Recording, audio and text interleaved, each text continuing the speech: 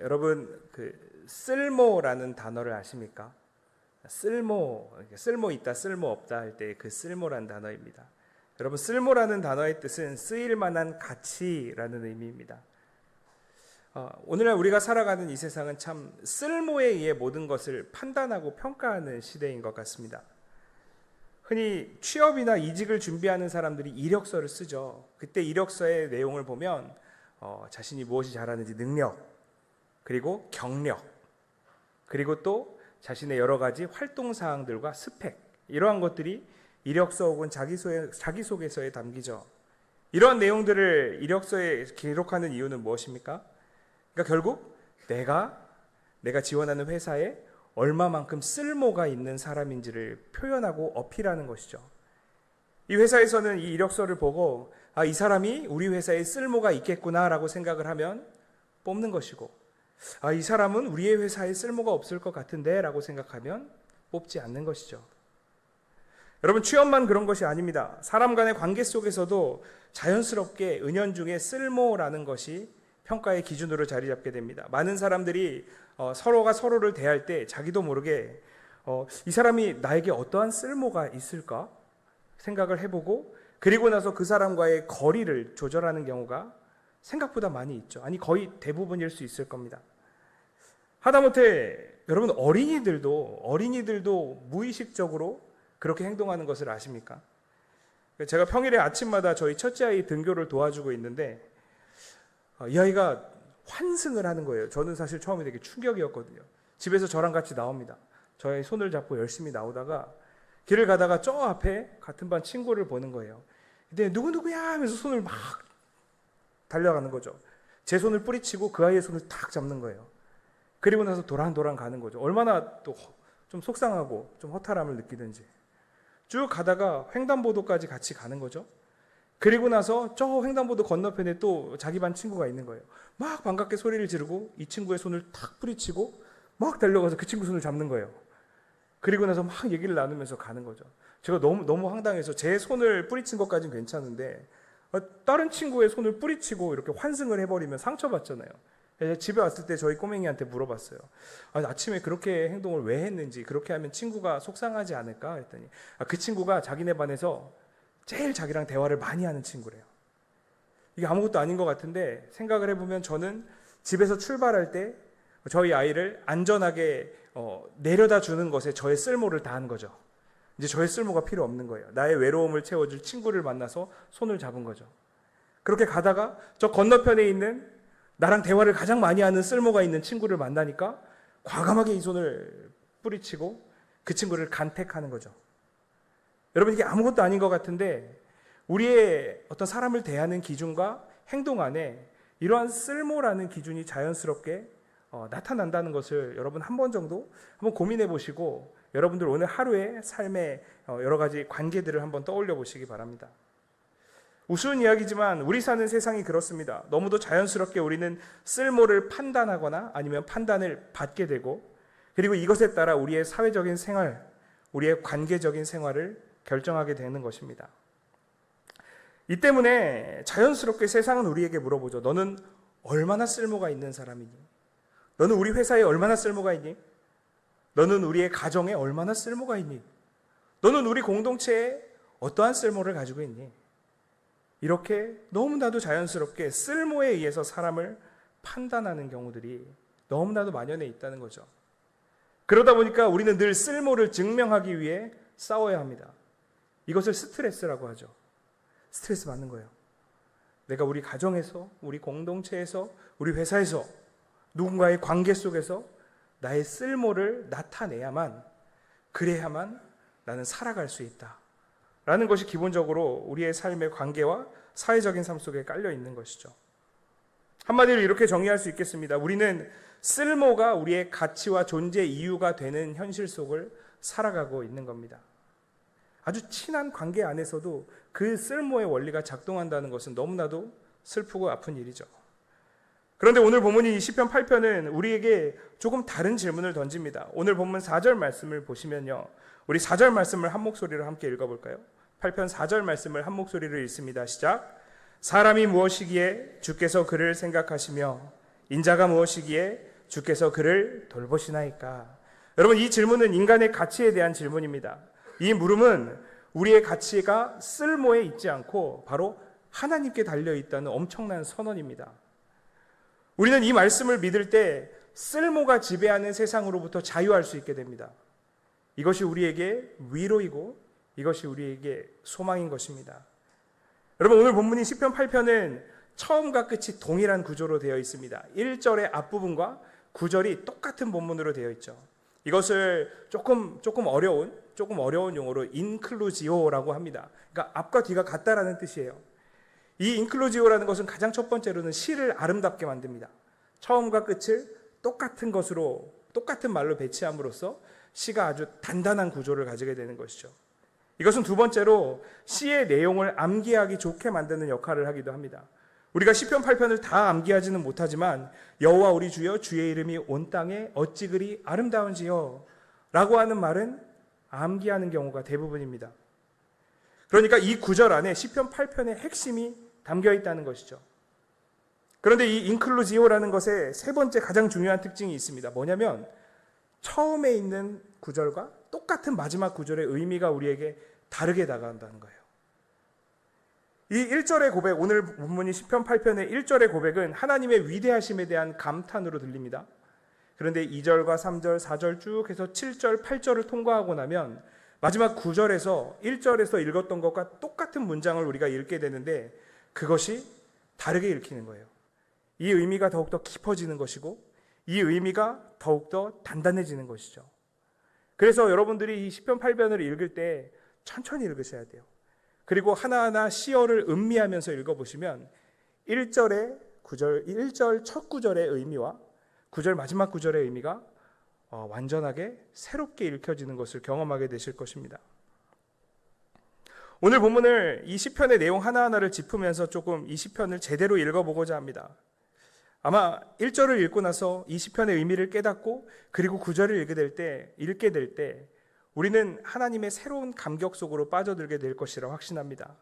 우선 1절 말씀의 첫 시작을 좀 주목해야 합니다. 1절의 첫 시작을 시인은 여호와 우리 주여라고 부릅니다. 여러분, 일반적으로는 여호와 우리 주여가 아니라 여호와 우리 하나님이여라고 불러요.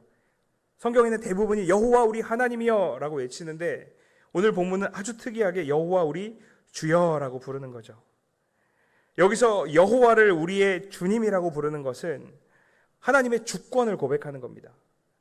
여호와 우리 하나님이여가 아니라 여호와 우리 주여라고 부르는 것은 여호와라는 분이 우리의 주권을 책임지시고 우리의 주권을 행사하시는 분이라는 것을 뜻합니다. 그러니까 여호와 하나님이 왕이라는 고백이, 왕이신 하나님에 대한 고백이 아주 특별하게 여호와 우리 주여라는 이 고백 안에 담겨 있는 것입니다. 그런데 이 여호와 우리 주님은 어떤 분이냐면 온 땅에서 가장 아름다우신 분이에요.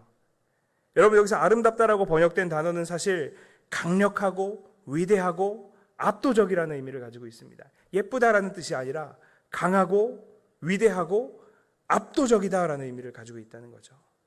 그러니까 우리의 삶의 주권을 행사하시는 우리의 왕이신 여호와 하나님은 세상에서 가장 강력하고 위대하시며 세상 어느 것도 비교될 수 없는 압도적으로 강력하시고 위대하신 분이라는 고백인 것입니다.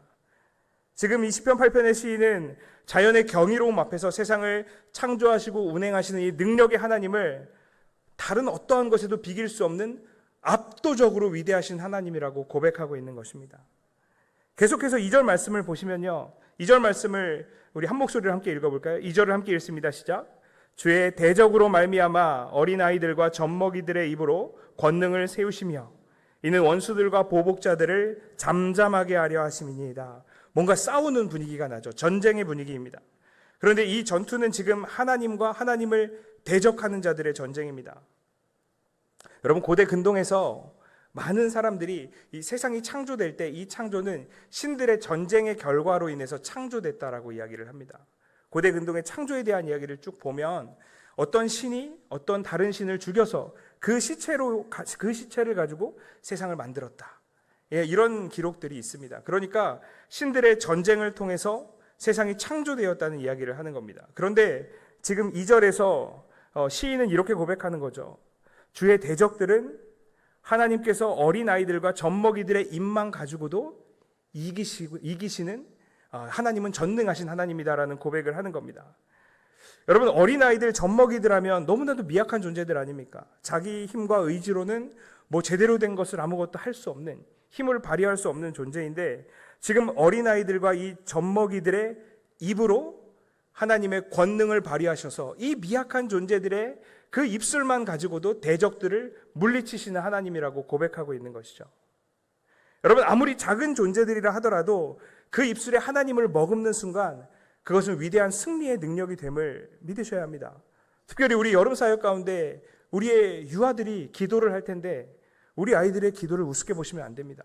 하나님께서는 우리 유아들의 이 고사리 같은 손으로 이 두 손 꼭 붙들고 하는 그 기도를 통해서 세상을 창조하시는 하나님이심을 믿으시기 바랍니다. 세상의 어떠한 것들도 그 어린아기의 작은 입술의 고백 하나 가지고도 하나님은 능히 세상을 이기시는, 세상을 정복하시는 하나님이십니다. 그것이 바로 하나님의 능력인 것이죠. 그러니까 3절 말씀을 보시면 주님의 손가락으로 하늘과 그리고 달과 별을 만드셨다고 하는데 너무나도 당연하죠. 어린아이의 입술과 그 미약한 젖먹이의 그 아주 작은 옹알이만 가지고도 세상을 창조하시고 온 세상의 대적들을 무찌르실 수 있는 하나님이신데, 그 하나님께서는 너무나도 위대하셔서 하늘, 달, 별 이런 것들도 손가락 하나로 창조하신다는 거죠.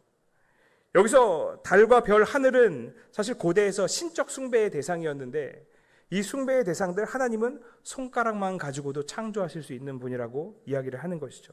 그래서 1절에서 3절까지의 모든 이야기들은 거대한 우주 속에서 압도적인 능력을 가지신 하나님을 찬양하는 노래입니다. 여러분, 그런데 이 압도적인 하나님 앞에 우리가 섰을 때 우리는 어떤 느낌이 들까요? 이 위대하시고 전능하시고 모든 것을 다스리시고 모든 것을 통치하시는 하나님 앞에 저와 여러분이 그 앞에 서 있다라고 느낄 때 우리는 어떤 느낌이 들겠습니까? 한없이 작고 한없이 초라하고 한없이 부끄럽고 한없이 미약한 존재가 되지 않겠습니까? 너무나도 작은 존재가 되겠죠. 그런데 시편 8편은 그렇게 이야기하지 않습니다. 놀랍게도 인간은 하나님 앞에 서 있을 때, 이 압도적이신 하나님 앞에 서 있을 때 가장 존귀할 수 있다라고 이야기하는 거예요. 이것이 오늘 본문의 핵심입니다.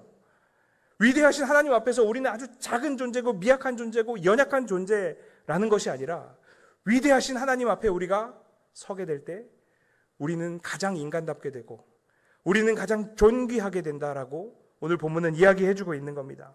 그래서 4절 말씀은 이렇게 고백하는 거죠. 사람이 무엇이기에 주께서 그를 생각하시며 인자가 무엇이기에 주께서 그를 돌보시나이까. 이렇게 고백하는 것이죠.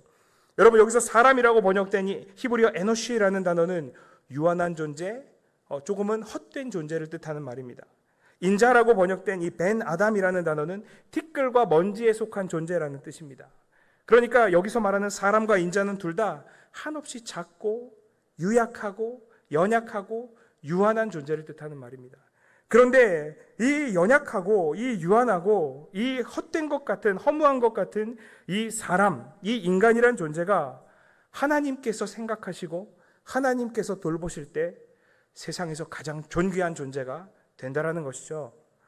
여러분, 하늘의 달과 별을 보고 온 피조 세계와 우주를 볼수록 우리는 더 작은 존재처럼 느껴져야 하는데, 그런데 하나님 앞에 섰을 때 우리는 가장 놀랍고 위대하고 존귀하고 아름다운 존재가 된다라는 것이, 이것이 얼마나 큰 축복입니까? 다시 말하면 우리의 존귀함은, 우리의 소중함은 하나님 앞에서 하나님과의 관계 속에서 결정된다라는 것입니다. 오늘 보면 4절 말씀에 하나님께서 특히 이 기억하신다는 것도 중요하지만 돌보신다라고 번역된 이 히브리어가 파카드라는 단어인데요. 이 돌보신다라고 하나님이 돌보신다라고 할 때 이 단어는 방문하다, 돌보다, 살피다라는 뜻을 가진 단어입니다. 여러분, 방문하고 살피고 돌보는 것, 이것을 우리 교회의 용어로 뭐라고 하죠? 맞아요, 신방하는 거예요. 그러니까 지금 하나님이 신방하신다는 거예요. 하나님 우리 생각하시고 하나님이 그 따뜻한 마음 가지고 우리가 신방 때 위로하고 축복하고 격려하고 그리고 같이 그 기쁨을 나누잖아요. 그것처럼 하나님께서 친히 기억하시고 찾아오셔서 우리를 위로하시고 축복하시고 격려하시고 그리고 우리에게 용기를 주신다는 거죠. 이렇기 때문에 인간은 존귀하다는 거예요. 하나님 앞에 섰을 때. 너무나도 놀라운 말입니다. 우리의 가치는 우리의 쓸모에서 나오는 것이 아니라 하나님과의 관계 속에서 나온다는 선포입니다. 여러분, 이것이 얼마나 아름다운 말입니까?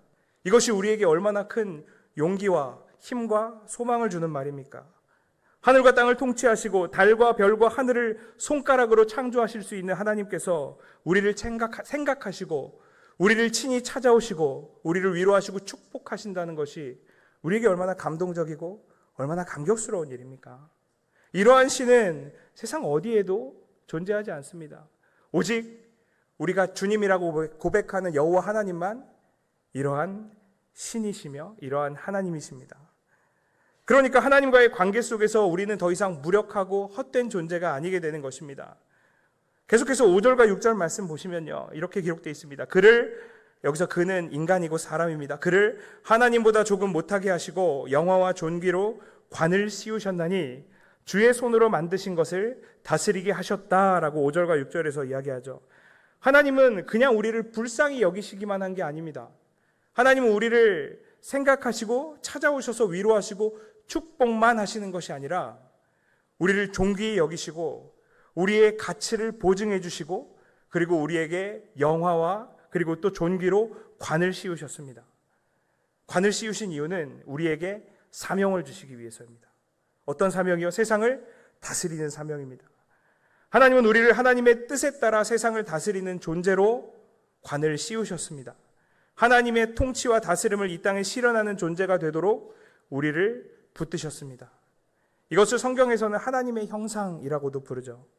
그리고 이어지는 6절에서 8절까지의 말씀은 아주 실제적이고 구체적인 다스림의 대상들을 보여주는데, 이것은 인간 곁에 있는 가축부터 시작해서 인간의 가장 멀리 떨어져 있는 심해에 존재하는 바닷길이라고 하는 것은 심해, 가장 낮은 바다를 뜻합니다. 이 가장 낮은 바다, 심해에서 살아가고 있는 물고기까지, 그러니까 우리 곁에 늘 보는 것부터 우리가 평생을 살면서 한 번도 눈에 보지 못하는 것들, 모든 피조세계를 뜻하는 말입니다. 모든 피조세계를 하나님의 뜻대로 섬길 수 있는 사명을 허락하셨습니다.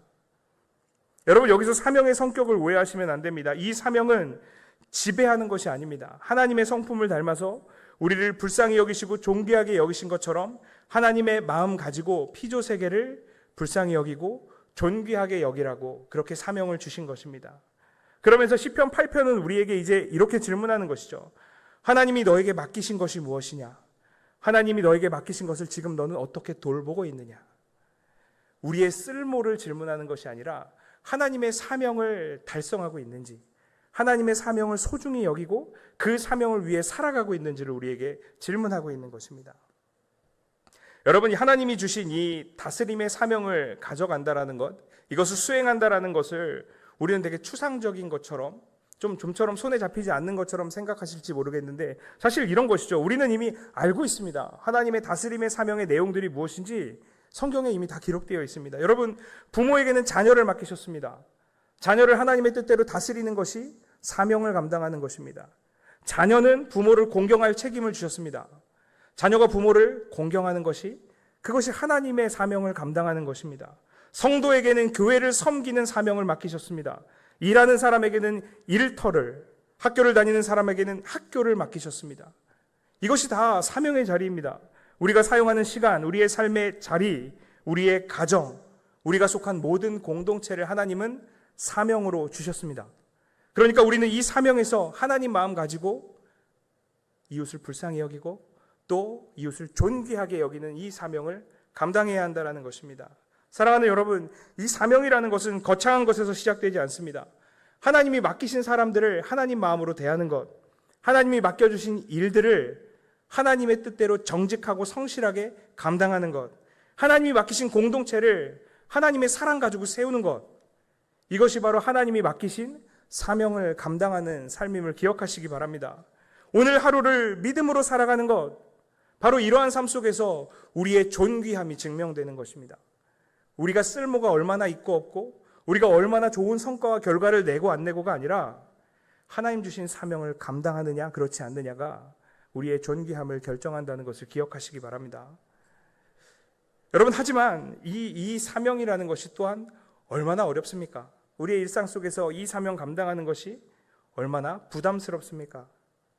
우리는 하나님 맡기신 사명을 온전히 감당하지 못할 때가 거의 태반이라는 것을 알고 계실 겁니다. 하나님은 돌보라고 하시는데 우린 자꾸 지배하려고 합니다. 하나님이 잘 가꾸라고 하셨는데 우린 자꾸 사용하려고 하죠. 하나님은 하나님을 영화롭게 하라고 하셨는데 우리는 우리의 이름을 영화롭게 하고 싶어 합니다. 이것이 우리의 현실이며 이것이 우리의 비극이라고 할 수 있습니다. 이것이 바로 쓸모의 함정이라고 부를 수 있겠습니다. 하지만 그래서 시편 8편은 우리 사람의 인간의 존귀함을 말하지만 사람으로 끝내지 않습니다. 이것이 너무 중요한 부분이에요. 우리의 인간의 존귀함과 인간의 사명에 대해서 한참 이야기하지만 이 시편 8편의 마지막은 사람이 주인공으로 끝나지 않고 하나님이 주인공으로 끝난다는 것이 너무도 중요합니다. 시편 8편은 사람의 존귀함에 대해서 열심히 설명하다가 마지막에 다시 하나님으로 끝내고 있습니다. 오늘 보면 9절 말씀입니다. 오늘 보면 9절 말씀을 우리 한 목소리로 다 같이 함께 읽겠습니다. 시작. 여호와 우리 주여, 주의 이름이 온 땅에 어찌 그리 아름다운지요. 아멘. 여러분, 처음 1절에서 이 고백을 들을 때 우리는 하나님의 위대하심을 찬양하게 된다면 이제 9절에서는 우리의 연약함을 도우시는 하나님, 우리가 이 사명들 온전하게 감당하지 못함에도 그럼에도 여전히 온 땅에 아름다우신, 위대하신, 압도적이신 그 하나님을 우리에게 고백하게 한다는데 이 시편에 기쁨이 있는 것입니다. 위대하신 하나님이 나를 기억하시고 크고 놀라우신 하나님이 나를 돌보시고 신방하시고 영광스러운 하나님이 영광의 사명을 나에게 맡기셨다는 것이 다시 한번 기억되는 거죠. 우리의 사명이 중요한 것이 아니라 그 사명을 맡기신 하나님이 중요하다는 것을 우리는 9절을 통해서 다시 한번 확인하게 되는 겁니다. 그러니까 이 시편을 읽으면서 우리에게 이런 사명을 주셨는데 이거 도저히 감당이 안 되는데 어떡하지? 라고 하는데 그 사명을 주신 하나님을 떠올리면서 그 하나님이 우리를 돌보시고 그 하나님이 우리에게 은혜를 베풀어 주시며 그 하나님이 우리와 함께 하신다는 것이 다시 한번 용기와 소망이 되는 것이 이 시편의 마지막 9절의 백미라고 할 수 있는 것입니다. 사랑하는 여러분, 우리는 비로소 하나님을 온전히 찬양하게 됩니다. 1절부터 9절까지 하나님으로 시작해서 하나님으로 끝나는 이 아름다운 시편을 읽으면서 우리는 마침내 존귀한 자리를 회복할 수 있습니다. 우리는 하나님이 아니지만 우리는 먼지와 티끌도 아니라는 것, 우리는 하나님께 기억되는 존재이며 하나님의 따뜻한 신방을 받는 존재라는 것, 우리는 하나님의 사명을 맡은 자이며 동시에 그 사명 내 힘으로 감당하는 것이 아니라 압도적으로 위대하신 하나님이 함께 감당해 주신다는 것, 이것이 우리에겐 복이고 이것이 우리의 찬양의 이유임을 여러분 믿으시기 바랍니다. 그래서 이 원리를 알고 하나님을 찬양하는 사람들은 조금은 부담스럽지만 너무나도 감사하고 감동적이고 그리고 기쁨이 넘쳐나게 되는 것입니다. 여러분, 특별히 히브리서의 저자는 시편 8편을 인용하면서 죽음의 고난을 받으시고 영광과 존귀로 관을 쓰신 예수님을 바라보라 라고 이야기합니다. 지금 이 시편에 있는 모든 능력이 바로 예수님 안에, 예수 그리스도 안에서 이루어졌다라는 고백을 하고 있는 겁니다. 그렇습니다. 우리는 그래서 예수 안에서 모든 것을 결정하게 되어 있습니다. 우리는 예수님을 바라보고 그 예수님 안에서 우리의 가치를 발견해야 합니다. 우리는 예수님의 가르침과 예수님의 삶과 예수님의 성품 안에서 우리의 가치를 발견해야 합니다. 그랬을 때 우리는 예수님 안에서 우리의 무너졌던 가치가 회복됨을 경험할 수 있습니다. 예수님 안에서 사명이 회복됨을 경험할 수 있습니다. 예수님 안에서 우리가 하나님께 기억된다라는 것을 확인할 수 있게 되고 예수님 안에서 하나님이 우리를 찾아오신다는 것을 확신할 수 있는 것입니다. 사랑하는 여러분, 예수님 안에 있을 때 우리는 하나님의 돌봄받는 사람임을 확신하게 되고 그리고 하나님을 온전하게 찬양하는 진정으로 존귀한 사람이 되는 것입니다. 그러므로 사랑하는 여러분, 더 이상 쓸모를 증명하기 위해 사는 삶을 이제 그치시기 바랍니다. 그렇게 우리를 압박하고 스트레스 받는 모든 것으로부터 자유하시고 하나님을 찬양하시기 바랍니다. 쓸모의 함정이 우리를 엄습해 올 때마다 여러분 시편 8편의 노래를 다시 한번 읊조리십시오. 다시 한번 시편 8편의 말씀을 고백하십시오. 여호와 우리 주여, 주의 이름이 온 땅에 어찌 그리 아름다운지요. 어찌 그리 위대하고 강력한지요. 그 위대하신 하나님께서 저와 여러분의 인생을 반드시 선하게 인도하심을 믿으시기 바랍니다. 그렇게 찬양받기 합당하신 하나님께서 우리의 인생에, 저와 여러분의 삶에 찬양이 끊임없을 수 있도록 기쁨과 감사를 허락하실 줄 믿으시기 바랍니다.